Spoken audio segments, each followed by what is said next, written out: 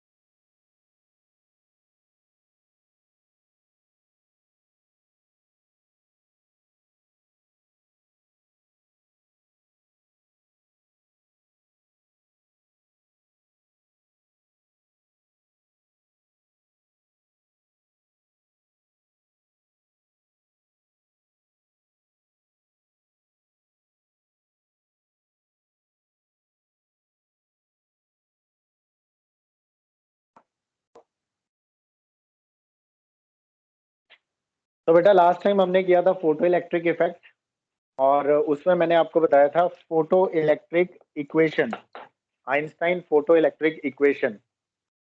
आपको याद होगा आइंस्टाइन फोटो इलेक्ट्रिक इक्वेशन क्या थी? वो ये वाली इक्वेशन थी। Maximum kinetic energy is equal to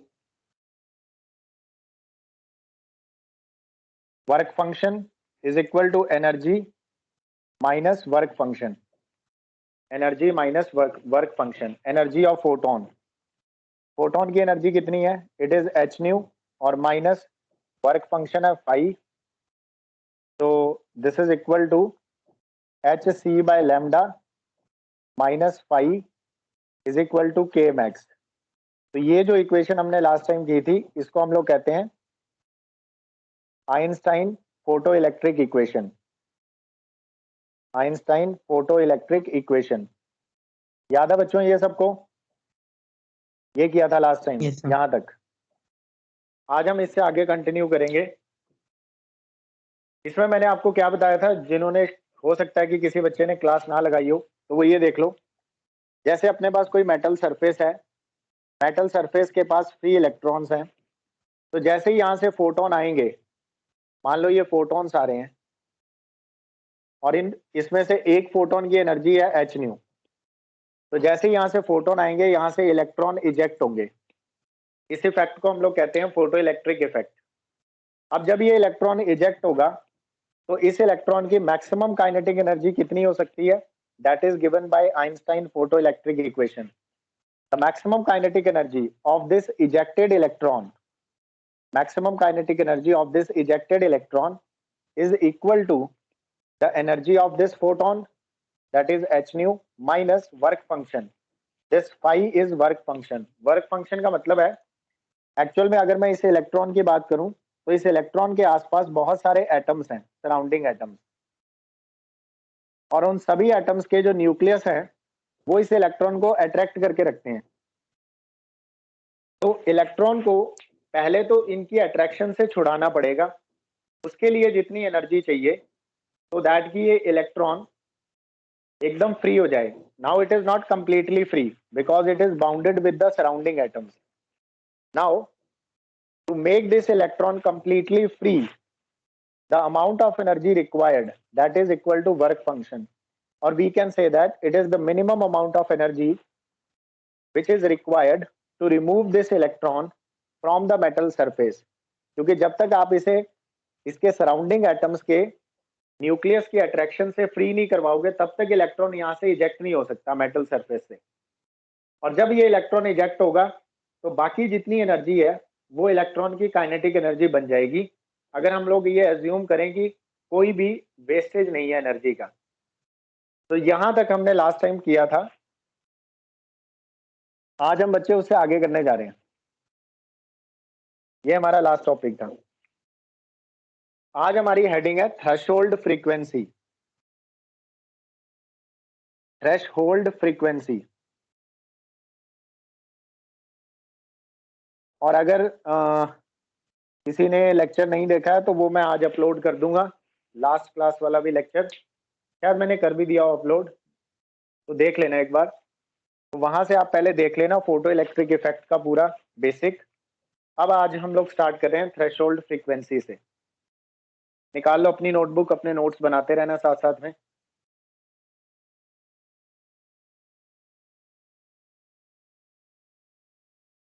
now बच्चे इसमें है for electron emission, for electron emission हमें कितनी एनर्जी चाहिए? फॉर इलेक्ट्रॉन एमिशन जो एनर्जी हमें चाहिए, that energy should be greater than और equal to work function. Energy of electron for electron emission, energy of photon, ये जो फोटोन की एनर्जी है, energy of incident photon E should be greater than or equal to work function, should be greater than or equal to work function। Phi क्या है? Work function है। तो बेटा photon की एनर्जी हो गई h nu is equal to greater than और equal to work function, और यहां से अगर मैं न्यू निकालूं तो nu is equal to greater than work function divided by h. तो बचे फ्रीक्वेंसी की मिनिमम वैल्यू कितनी है? फ्रीक्वेंसी की मिनिमम वैल्यू है phi by h, phi by h, this is the minimum value of frequency. या तो इंसिडेंट फोटोन की फ्रीक्वेंसी इतनी हो या इससे ज्यादा हो, या तो इंसिडेंट फोटोन की फ्रीक्वेंसी 5/h के इक्वल हो, work function upon Planck's constant, या फिर इससे ज्यादा हो तो इलेक्ट्रॉन एमिट कर पाएगा मेटल सरफेस से। हो सकता है तो भी चांसेस नहीं है। याद है ना बच्चों, कल हमने कुछ वैल्यूज लेके किया था, याद है सभी को? कि ये भी कोई 100% ट्रू नहीं है कि बिल्कुल गारंटी है कि ऐसा होगा, बट अगर हम लोग ये अज्यूम करें कि कॉलिजन नहीं हो रही, अगर हम लोग एज्यूम करें कि आपस में कॉलिजन्स में एनर्जी वेस्ट नहीं कर रहे हैं इलेक्ट्रॉन्स, तो फिर ठीक है, तो इतनी एनर्जी से भी काम चल जाएगा। तो this minimum frequency which is required to remove electron from the metal surface, that is called threshold frequency. तो बेटा इस फ्रीक्वेंसी को हम लोग थ्रेशोल्ड फ्रीक्वेंसी कहते हैं। डेफिनेशन लिखते हैं थ्रेशोल्ड फ्रीक्वेंसी की। मिनिमम फ्रीक्वेंसी, नोट करते रहना साथ साथ में, minimum frequency of incident photon, minimum frequency of incident photon which may cause photoelectric effect, which may cause photoelectric effect, यानी कि जो इलेक्ट्रॉन को बाहर निकाल दे, is called threshold frequency, is called threshold frequency।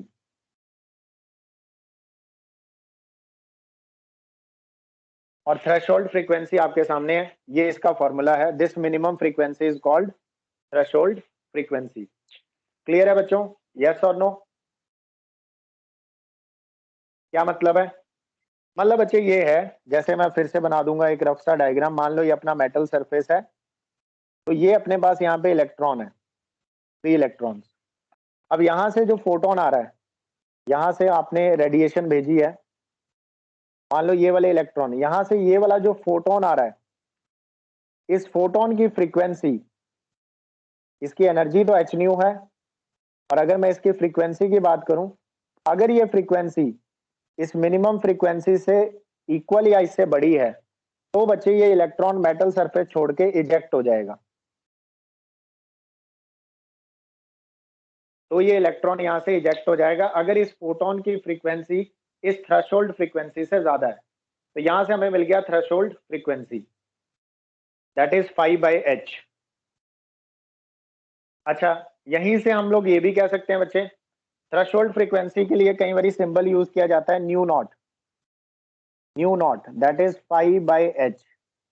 ऐसे भी थ्रेशोल्ड फ्रीक्वेंसी के लिए सिंबल यूज किया जाता है mu zero, that is new not, minimum frequency required. तो यहां से हम लोग ऐसे भी लिख सकते हैं कि अगर मैं वर्क फंक्शन के लिए फॉर्मूला, कल कोई बच्चा मुझसे पूछ रहा था कि वर्क फंक्शन का कोई फॉर्मूला है, तो बच्चे ये है वर्क फंक्शन का formula, it is equal to h into nu naught. ये वर्क फंक्शन का फॉर्मूला है। ठीक है बच्चों, क्लियर है यहाँ तक? Yes, sir. Yes, sir.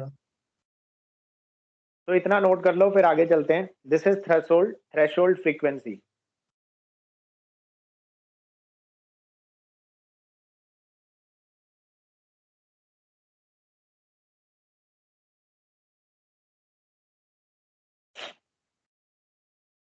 यहां तक हो गया?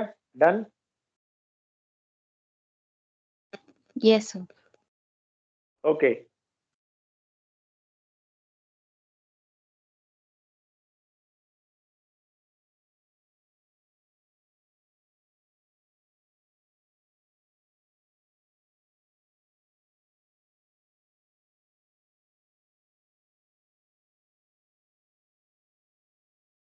इसके बाद अब हेडिंग लगाओ, another form of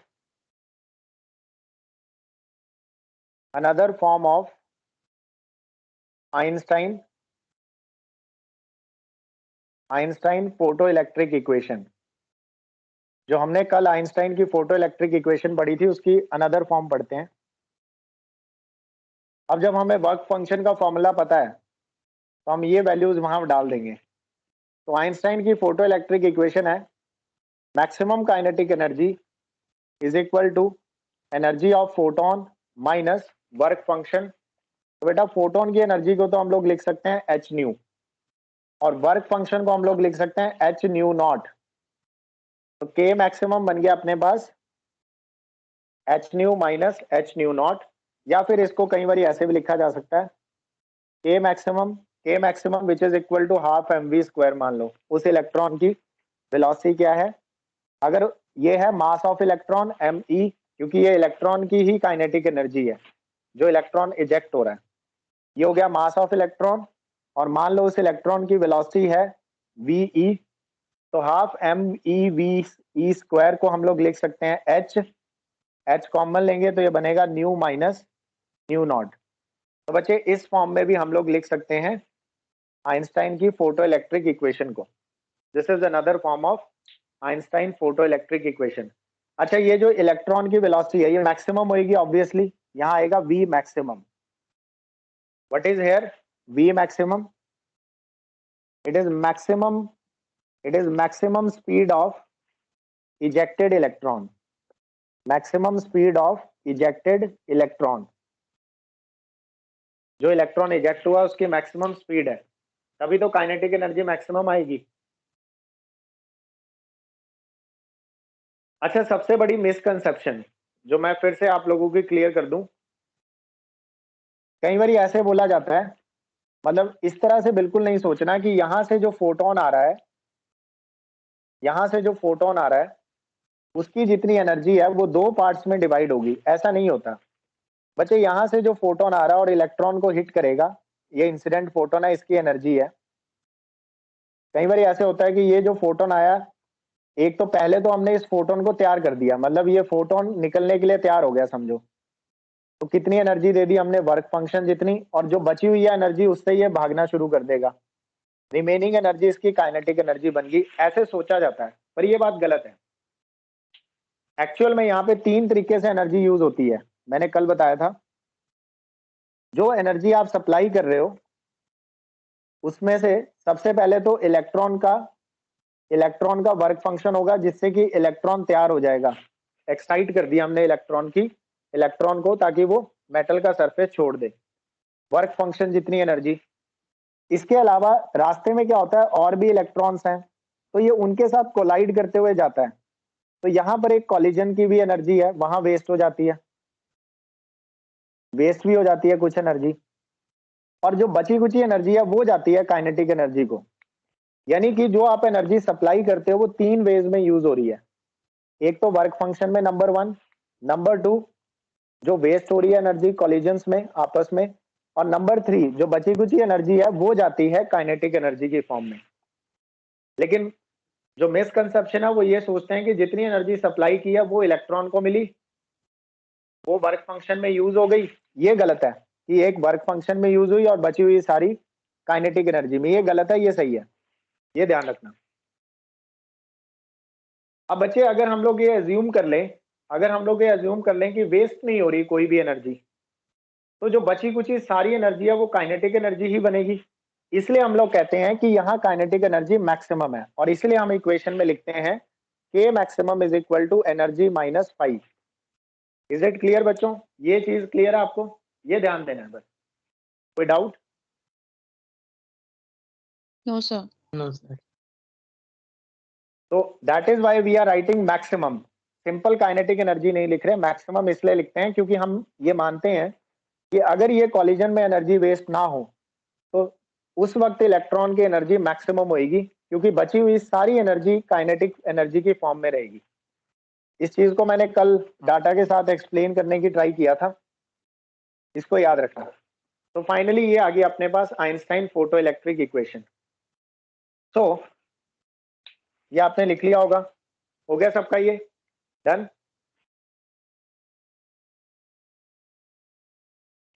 Yes, sir. Okay, now after this अब हम लोग बनाने जा रहे हैं ग्राफ। नेक्स्ट हेडिंग डलेगी graph between maximum kinetic energy and frequency. Heading लगा दो, graph between maximum kinetic energy and frequency. K max और न्यू के बीच का ग्राफ बना रहे हैं। तो बच्चे आइंस्टाइन की फोटो इलेक्ट्रिक इक्वेशन ये रही, K max is equal to h nu minus h nu not. हम इस इक्वेशन को कंपेयर करेंगे, compare this equation with general equation of straight line. Mathematics में स्ट्रेट लाइन की एक इक्वेशन होती है y is equal to m x plus c, इसके साथ कंपेयर करेंगे। आई होप आपको ये पता होगा, सबको पता है ना?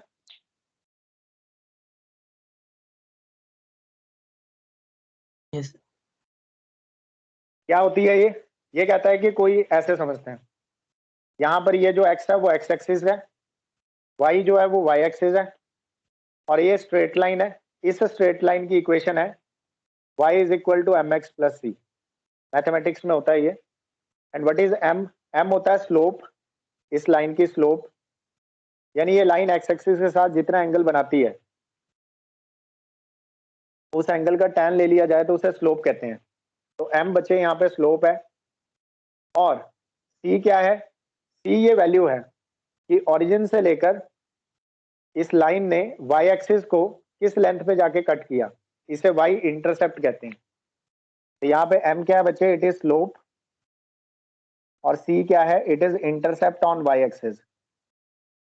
ये आप 11th क्लास में मैथ्स वाले बच्चे तो पढ़ते हैं, लेकिन जो बायो वाले हैं वो नोट कर लें, इंटरसेप्ट ऑन y एक्सिस। यानी ये जो हमारी स्ट्रेट लाइन है ये y एक्सिस को किस लेंथ पे जाके कट करेगी उसको हम लोग y इंटरसेप्ट कहते हैं। और m हो गया स्लोप। स्लोप क्या होता है? स्लोप होता है टेंजेंट थीटा, और थीटा क्या है? It is angle made by line with the x axis. तो अगर आप tan थीटा निकाल दें तो आपको स्लोप मिल जाएगी। अब बच्चे हमने क्या करना है, इस इक्वेशन को इसके साथ कंपेयर करना है। तो कंपेयर करने के बाद हमें ये समझ आ गया कि हम y एक्सिस पे क्या लेंगे। y एक्सिस पे हम लोग कंसीडर करेंगे maximum kinetic energy, x axis पे क्या कंसीडर करेंगे? x एक्सिस पे हम लोग कंसीडर करेंगे फ्रीक्वेंसी, और स्लोप कितनी मिलेगी हमें अगर मैं कंपेयर करूं? स्लोप की वैल्यू मिलेगी m इज स्लोप, और स्लोप की जगह यहाँ पे क्या आ रहा है? h आ रहा है। तो स्लोप की वैल्यू हमें मिलने वाली है h, स्लोप आएगी h के इक्वल, और intercept on y axis plus c, यानी ये पूरा y एक्सिस का इंटरसेप्ट है। इंटरसेप्ट ऑन y एक्सिस कितना आएगा? इंटरसेप्ट ऑन y एक्सिस आएगा minus h into nu not. तो यहीं से आप ग्राफ बना सकते हो। तो कंपैरिजन के बाद ये चीजें मिली हैं।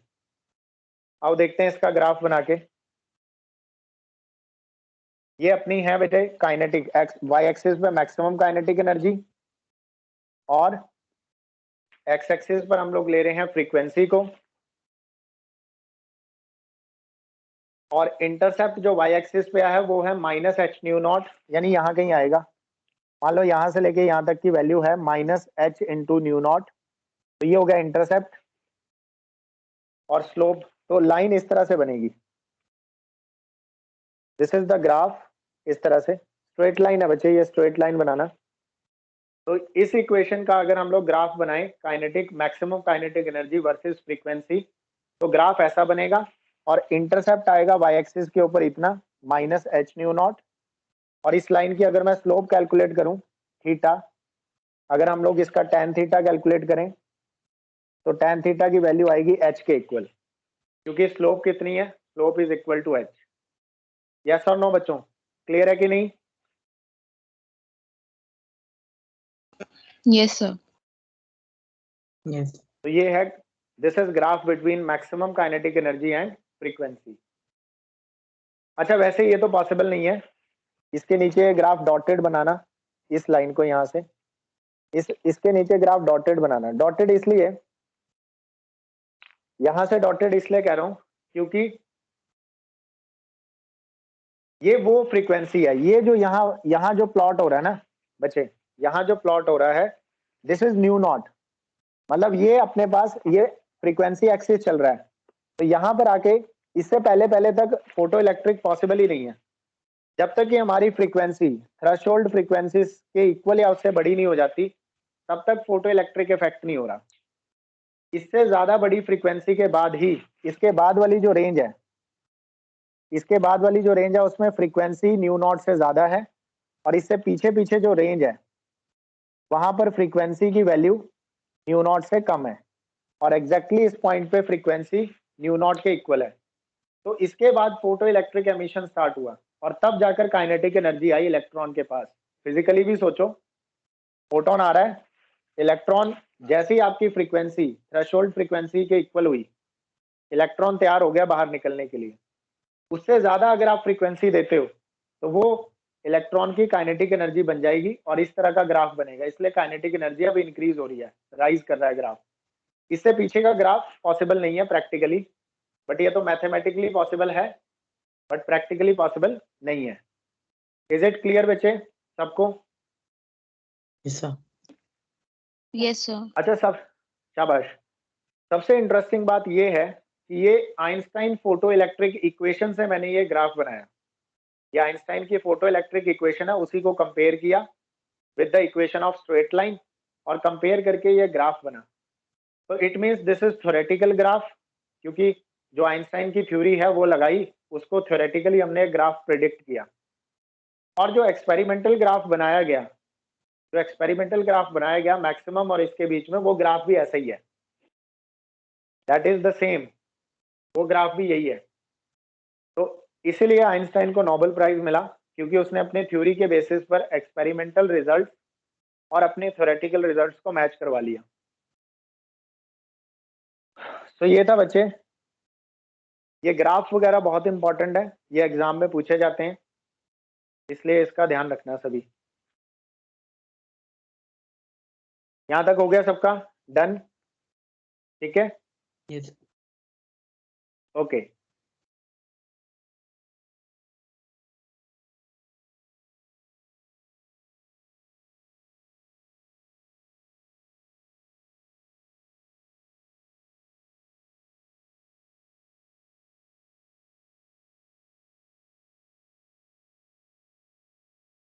अगला हमारे पास आता है थ्रेशोल्ड वेवलेंथ। थ्रेशोल्ड वेवलेंथ यानी कितनी वेवलेंथ चाहिए फोटो इलेक्ट्रिक एमिशन के लिए। तो जैसे हमने थ्रेशोल्ड फ्रीक्वेंसी निकाली, वैसे थ्रेशोल्ड वेवलेंथ निकाल लेंगे। तो हमें पता है for electron emission energy should be greater than और equal to work function. Energy को बच्चे लिख सकते हैं h nu, it should be greater than h nu not. अभी इसको फाई रहने देते हैं, चलो, दैट इज फाई। तो यहाँ से बच्चे इसको हम लोग लिख सकते हैं एच सी बाई लैम्डा, क्योंकि फ्रीक्वेंसी होती है c upon lambda. It should be greater than और इक्वल टू 5। यहाँ से अगर मैं लैम्डा कैलकुलेट करूं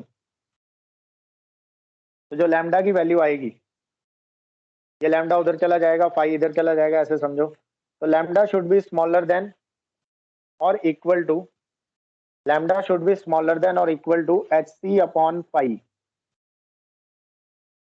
तो लैम्डा की सबसे मैक्सिमम वैल्यू क्या होगी?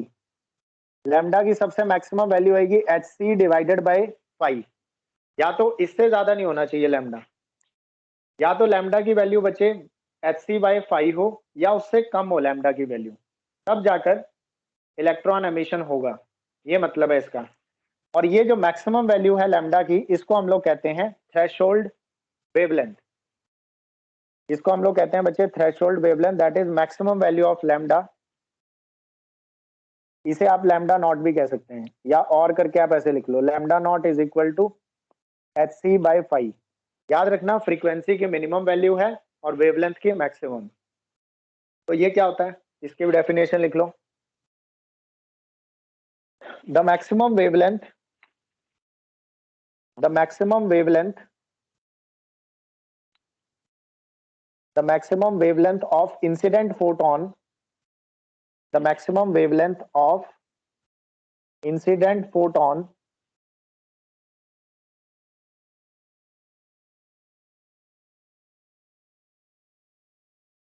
which can cause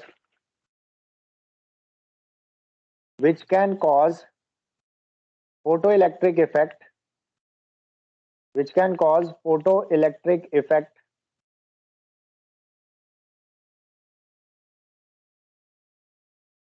is called threshold wavelength।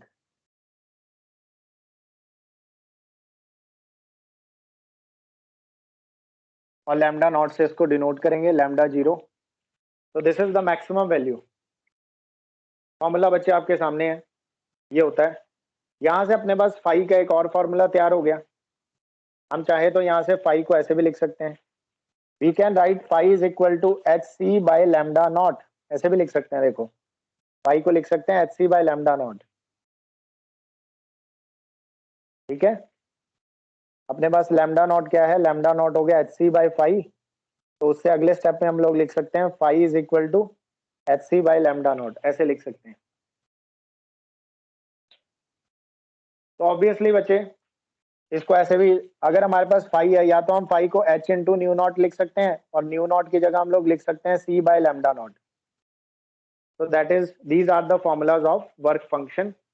और ये यूज होते रहते हैं एक्चुअल में, न्यूमेरिकल में ज्यादातर यही फॉर्मूले यूज होते हैं वर्क फंक्शन के ही। ठीक है बच्चे, क्लियर है यहाँ तक सबको, कोई डाउट?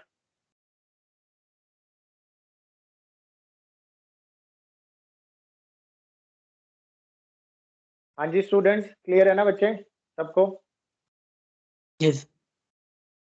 मतलब कि इसका मतलब ये है कि या तो वेवलेंथ इतनी हो या इससे कम हो, या तो वेवलेंथ मैक्सिमम वैल्यू वेवलेंथ की इतनी होनी चाहिए। इससे ज्यादा अगर आप वेवलेंथ का फोटोन यूज करोगे तो फिर बच्चे फोटो इलेक्ट्रिक इफेक्ट पॉसिबल नहीं है। वेवलेंथ इससे कम होनी चाहिए, या एग्जैक्टली इतनी हो या इससे कम हो, तब जाकर फोटो इलेक्ट्रिक इफेक्ट हो सकता है। ये भी मैं लिखता हूँ विच कैन कॉज, ये ध्यान देना, ऐसा नहीं है कि पक्का होगा ही होगा, बट हाँ चांसेस बढ़ जाते हैं।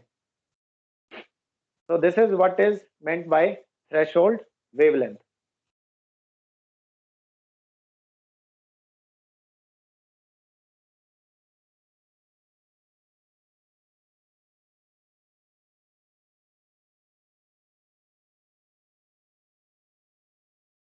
यहाँ तक हो गया बच्चे, क्लियर है सबको? Yes, sir. Okay,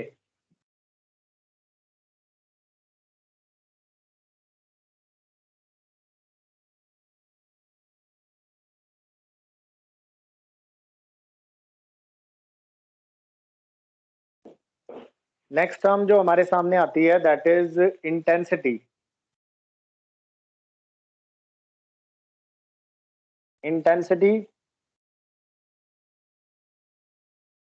intensity of incident radiation.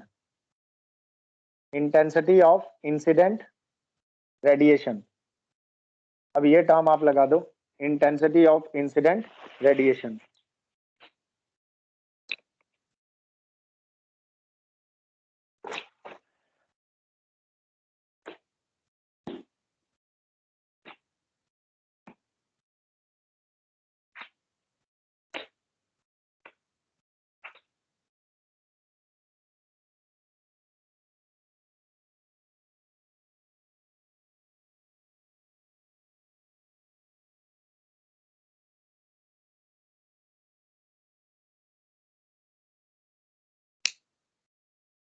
Just a minute बच्चों।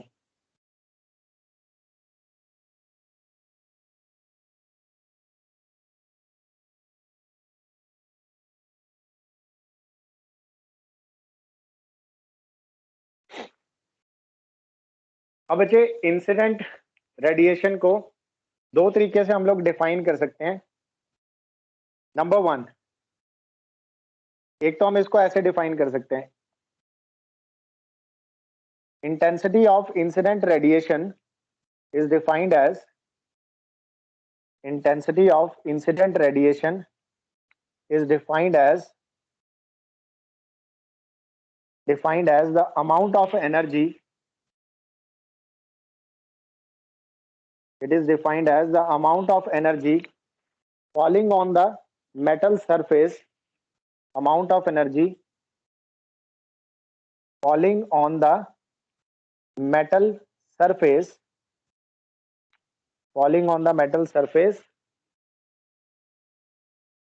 per unit time, per unit area, per unit time, per unit area। मतलब अगर हम मेटल सरफेस का एक पर्टिकुलर एरिया, ऐसे रफ डायग्राम बनाते हैं, मान लो ये एरिया सेलेक्ट कर लिया इतना इतना मेटल का, तो कितनी एनर्जी यूनिट टाइम में, 1 सेकंड में मान लो यहाँ पे एनर्जी आ रही है 10 जूल, और अगली बारी नेक्स्ट केस में, किसी केस में इतने ही एरिया पे 1 सेकंड में एनर्जी आ रही है 15 जूल। इसका मतलब है ज्यादा एनर्जी आ रही है इस केस में, तो इस लाइट की रेडिएशन ज्यादा है। मतलब एक यूनिट एरिया पे यूनिट टाइम में कितनी एनर्जी आ रही है, दैट इज कॉल्ड इंटेंसिटी। ठीक है बच्चे, समझ गए ना? Amount of energy falling on the metal surface पर unit time per unit area, इसको कहते हैं intensity of incident radiation. Now कई बार इसको ऐसे भी कहा जाता है, ये दो डेफिनेशंस हैं, इसको ऐसे भी कह सकते हैं, intensity of incident radiation, intensity of incident radiation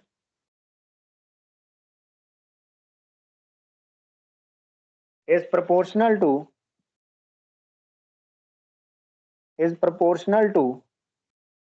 number of photons emitted per unit time, number of photons emitted per unit time by the source of radiation। यानी सोर्स कितने फोटॉन्स एमिट करता है उसको भी हम लोग इंटेंसिटी कह सकते हैं इन अ यूनिट टाइम। अब ध्यान से देखो, दो डेफिनेशंस हैं। अगर आप फर्स्ट डेफिनेशन को देखो, ये डेफिनेशन, ये वेव नेचर की डेफिनेशन है, क्योंकि इसमें एनर्जी की बात हो रही है, पार्टिकल की बात नहीं हो रही। जबकि सेकेंड डेफिनेशन जो है, इसमें पार्टिकल की बात हो रही है। ये कहते हैं कि कितने फोटॉन्स एमिट हो रहे हैं पर unit time, that is called intensity of incident radiation. तो बच्चे अगर हम इस डेफिनेशन को यूज करें, then we can not explain the photo electric effect. जो रिजल्ट्स आ रहे हैं उसके इस डेफिनेशन के अकॉर्डिंगली हम लोग नहीं कह सकते। बाकी बच्चे आप इसको अगर और क्लैरिटी करना चाहते हो, वेव नेचर ऐसे करके लिख सकते हो। वेव नेचर डेफिनेशन है पहली वाली, first definition wave nature definition है, और दूसरी वाली जो आप कह सकते हो, ये जो डेफिनेशन है, this is particle nature definition. तो अपनी क्लैरिटी करके चलनी है, मतलब दोनों का सेम ही है। दो अलग अलग तरह के डेफिनेशंस दे दी, एक वेव नेचर के अकॉर्डिंगली और एक पार्टिकल नेचर के अकॉर्डिंगली। अब अगर हम लोग इस डेफिनेशन को लेके देखेंगे, तो हमें ऐसा लगेगा कि अगर हम ज्यादा एनर्जी देंगे तो ज्यादा इलेक्ट्रॉन्स एमिट होने चाहिए और इलेक्ट्रॉन जल्दी एमिट होगा, पर ऐसा होता नहीं है एक्चुअल में। मैंने आपको शुरू में एक लाइन लिखवाई थी कल कि photo electric effect is 1 photon 1 electron ejection phenomenon. पहली ही लाइन ये थी, यानी इलेक्ट्रॉन को एमिट करने के लिए हमें सिर्फ एक फोटोन चाहिए, एक फोटोन एक इलेक्ट्रॉन पे काम करेगा। अगर उस फोटोन की एनर्जी इंक्रीज हो बच्चे, तब चांसेस हैं कि इलेक्ट्रॉन इजेक्ट हो जाए जल्दी। बट इंटेंसिटी का मतलब ये नहीं है कि फोटोन की एनर्जी इंक्रीज हो रही है। इंटेंसिटी का मतलब है सिर्फ नंबर ऑफ फोटॉन्स बढ़ रहे हैं, एनर्जी नहीं। मैं पहले भी इस पे फोकस कर चुका हूं, इस बात पे। याद है ना आपको फोटोन के टॉपिक में? याद है ना?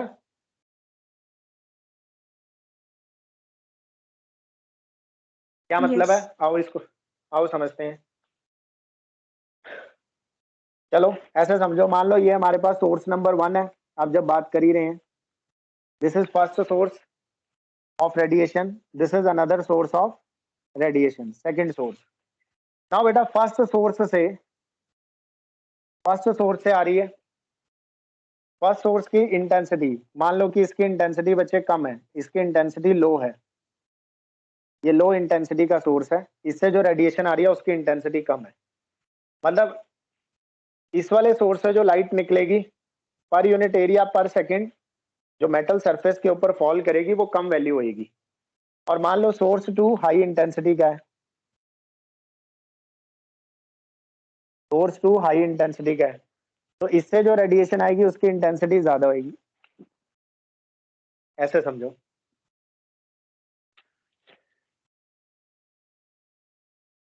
तो वेव नेचर के अकॉर्डिंगली समझ में नहीं आ रहा कि फोटो इलेक्ट्रिक एमिशन हो कैसे रहा है। जब हमने लो इंटेंसिटी का फोटोन देखा और जब हमने हाई इंटेंसिटी का फोटोन देखा, सॉरी हाई इंटेंसिटी के सोर्स से ऐसे अलग अलग लाइट भेजी, तो बच्चे दोनों केस में क्या हो रहा है कि जो इलेक्ट्रॉन यहां से बाहर निकल रहा है, ये जो इलेक्ट्रॉन यहां से इजेक्ट हो रहा है, और इस केस में जो इलेक्ट्रॉन इजेक्ट हो रहा है, इसकी मैक्सिमम काइनेटिक एनर्जी में कोई फर्क नहीं है। बड़ी इंटरेस्टिंग बात है, आई रिपीट, ये वाला इजेक्टेड इलेक्ट्रॉन और ये वाला इजेक्टेड इलेक्ट्रॉन दोनों की मैक्सिमम काइनेटिक एनर्जी सेम है। यानी कि मैक्सिमम काइनेटिक एनर्जी का इंटेंसिटी के चेंज होने से कोई फर्क नहीं पड़ रहा उसको, मैक्सिमम काइनेटिक एनर्जी सेम है। मान लो इन दोनों ही केस में सबसे मेन बात क्या है, जो इलेक्ट्रॉन इजेक्ट हुआ है, electron ejected in both cases, electron ejected in both cases have same value of k max। दोनों की मैक्सिमम काइनेटिक एनर्जी सेम है। अब फर्स्ट डेफिनेशन को अप्लाई करते हैं। फर्स्ट डेफिनेशन कह रहा है कितनी एनर्जी फॉल हो रही है मेटल सरफेस के ऊपर पर यूनिट टाइम। तो यहाँ इंटेंसिटी कम है तो मतलब कम एनर्जी फॉल हो रही है, यहाँ इंटेंसिटी ज्यादा मतलब ज्यादा एनर्जी फॉल हो रही है। अगर यहाँ कम एनर्जी फॉल हो रही है तो इलेक्ट्रॉन की काइनेटिक एनर्जी कम होनी चाहिए थी, और यहाँ ज्यादा एनर्जी फॉल हो रही है तो इलेक्ट्रॉन की काइनेटिक एनर्जी ज्यादा होनी चाहिए थी, according to wave definition, wave nature definition. लेकिन देखा क्या गया, एक्सपेरिमेंटली देखा गया कि ऐसा नहीं है। इसका मतलब वेव नेचर डेफिनेशन एक्सप्लेन नहीं कर पा रहा है इस फिनोमिनन को। यस और no? Are you getting my point? समझ रहे हो? Yes, sir. तो ये जो वेव नेचर वाली डेफिनेशन है ये एक्सप्लेन नहीं कर पा रहा। अगर मैं ये वाली डेफिनेशन लगाऊं, ये एक्सप्लेन कर देगी। ये डेफिनेशन कहती है कि कम इंटेंसिटी का मतलब है नंबर ऑफ फोटॉन्स कम आ रहे हैं, बस इतना ही फर्क है। बाकी फोटोन तो उसी एनर्जी से आ रहा है ना, फोटोन की एनर्जी तो सेम है। चाहे वो यहाँ पे मान लो 1 सेकंड में 2 फोटॉन्स आ रहे हैं और यहाँ 1 सेकंड में 5 फोटॉन्स आ रहे हैं, यानी ये ज्यादा फोटॉन्स एमिट कर रहा है सोर्स। बट बेटा हर फोटोन की एनर्जी तो इक्वली है, और एक फोटोन एक ही इलेक्ट्रॉन पे काम करेगा। तो यहाँ से जो 2 फोटोन आ रहे हैं उसमें से एक उठा लेते हैं, वो एक फोटोन एक इलेक्ट्रॉन को जो एनर्जी प्रोवाइड करेगा, उससे इलेक्ट्रॉन एक्साइट होगा और इजेक्ट होगा बाहर। इजेक्ट होने के बाद काइनेटिक एनर्जी आएगी उसकी। यहाँ पे 5 फोटोन में से जो एक फोटोन आ रहा है, जब वो किसी एक इलेक्ट्रॉन पे एक्ट करता है तो वो भी ऐसा ही करेगा, इलेक्ट्रॉन इजेक्ट करवाएगा। क्योंकि फोटॉन्स की एनर्जी में कोई चेंज नहीं है दोनों केसेस में, इसलिए इन दोनों की काइनेटिक एनर्जी बराबर है। क्योंकि इंटेंसिटी के बढ़ाने से फोटोन की एनर्जी थोड़ी बड़ी बच्चे, इंटेंसिटी के बढ़ाने से सिर्फ नंबर ऑफ फोटॉन्स ज्यादा एमिट कर रहा है सोर्स। Is it clear? तो क्या पार्टिकल नेचर की डेफिनेशन इस रिजल्ट को एक्सप्लेन कर पा रही है? हाँ Yes, sir. यस, तो that is why particle nature ही फोटो इलेक्ट्रिक इफेक्ट को एक्सप्लेन कर सकता है. That is what is the main point. तो note it down. ejected electron in both cases have same value of k max. इसका reason लिखेंगे, इसका reason लिखेंगे यहाँ पे.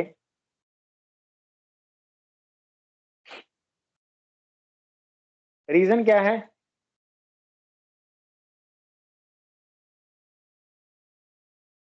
Energy of photon. रीजन क्या है बच्चे, क्यों ऐसा हो रहा है? Energy of photon in both cases, energy of photon in both cases is same, no matter how much intensity is. ये मैटर नहीं कर रहा how much intense source is used, मतलब how much intensity of radiation, how much intensity of radiation is used.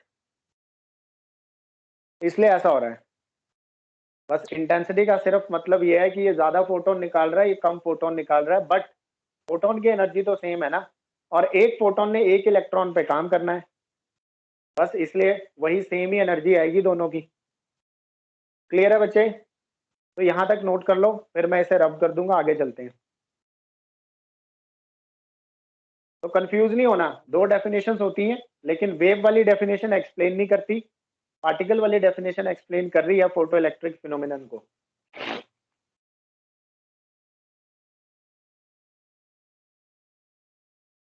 यहां तक लिख लो.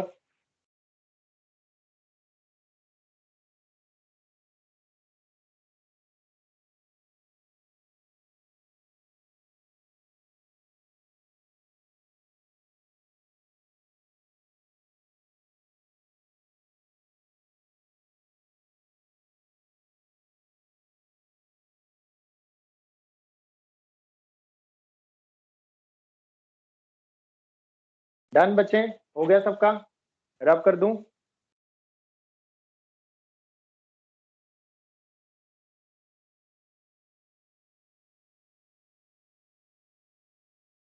बताओ हो गया? रब कर दूं बेटा इसको? Yes, sir. ओके. नाउ आप इसको मैथमेटिकली भी देख सकते हो, ऐसा नहीं है, इसे मैथमेटिकली भी हम लोग इस चीज को समझ सकते हैं.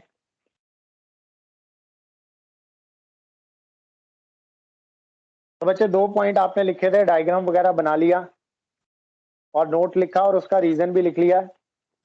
उसके बाद एक पॉइंट और लिखते हैं आगे. इसमें आप लिखोगे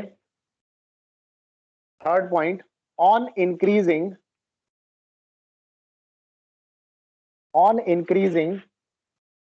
intensity of radiation, on increasing intensity of radiation, the number of photons, particle definition, the number of photons increases, but energy of each photon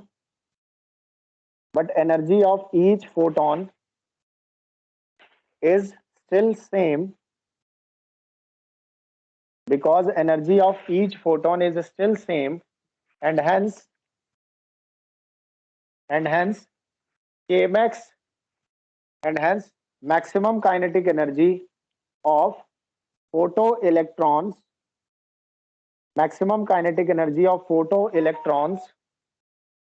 remains unaffected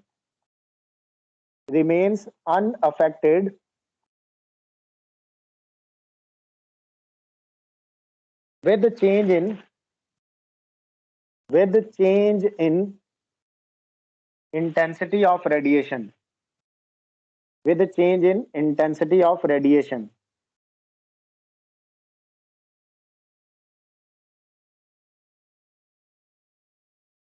actually जो बच्चे के मैक्स डिपेंड करता है वो किस चीज पे डिपेंड करता है? के मैक्स डिपेंड्स अपॉन, ये भी पॉइंट लिख लेना, KMax इंटेंसिटी पे डिपेंड नहीं करता, KMax डिपेंड करता है फ्रीक्वेंसी ऑफ रेडिएशन पे, इंटेंसिटी पे नहीं। KMax डिपेंड्स ऑन फ्रीक्वेंसी और you can say that wavelength.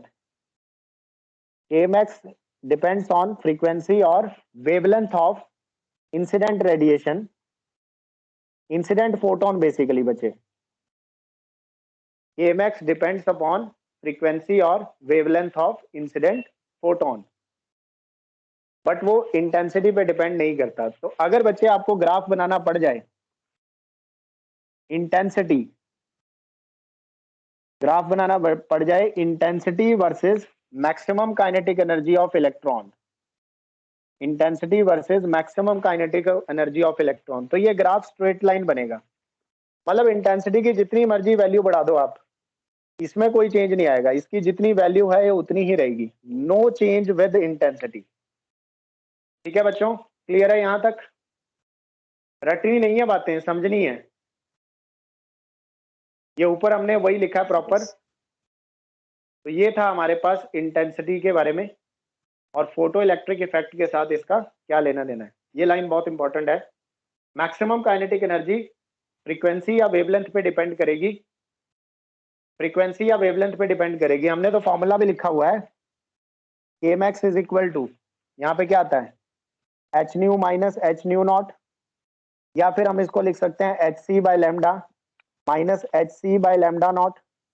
तो ऑब्वियसली बच्चे के मैक्सिमम या तो न्यू यानी फ्रीक्वेंसी पे डिपेंड करता है, या फिर लैम्डा यानी वेवलेंथ पे डिपेंड करता है, या इंटेंसिटी जैसी तो कोई टर्म है ही नहीं, तो वो इंटेंसिटी पे डिपेंड नहीं करता। इंटेंसिटी का मतलब सिर्फ इतना है कि नंबर ऑफ फोटॉन्स ज्यादा एमिट कर रहा है सोर्स कम टाइम में, बस इससे ज्यादा और कोई फर्क नहीं है। क्लियर है इतना सबको? Any doubt? ठीक है, डन? No, sir. ओके, इसको लिख लो।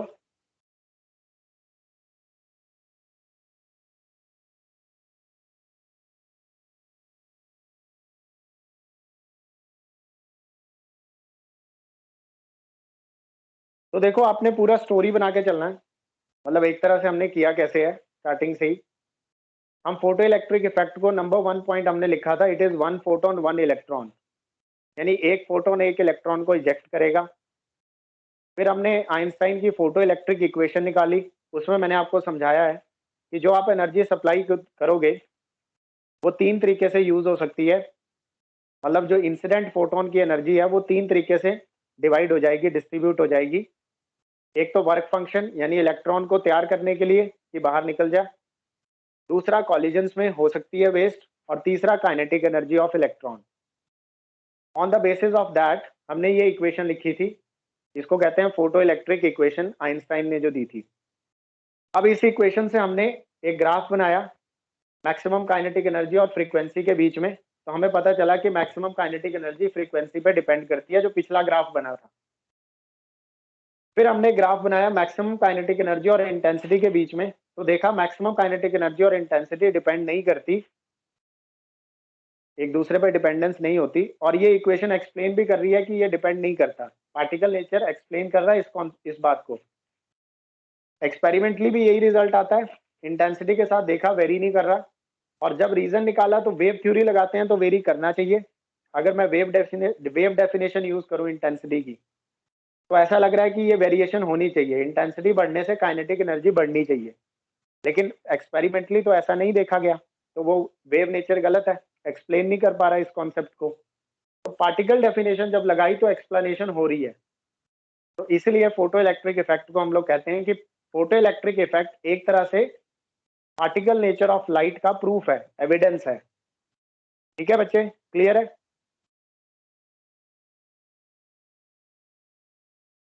यहां तक क्लियर है सबको? Yes, sir. ओके, बाकी एक क्वेश्चन दे रहा हूं, वो आपने कर लेना है।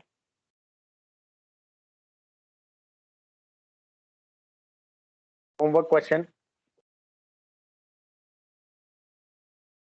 होमवर्क क्वेश्चन लिख लो। वर्क फंक्शन दिया हुआ है,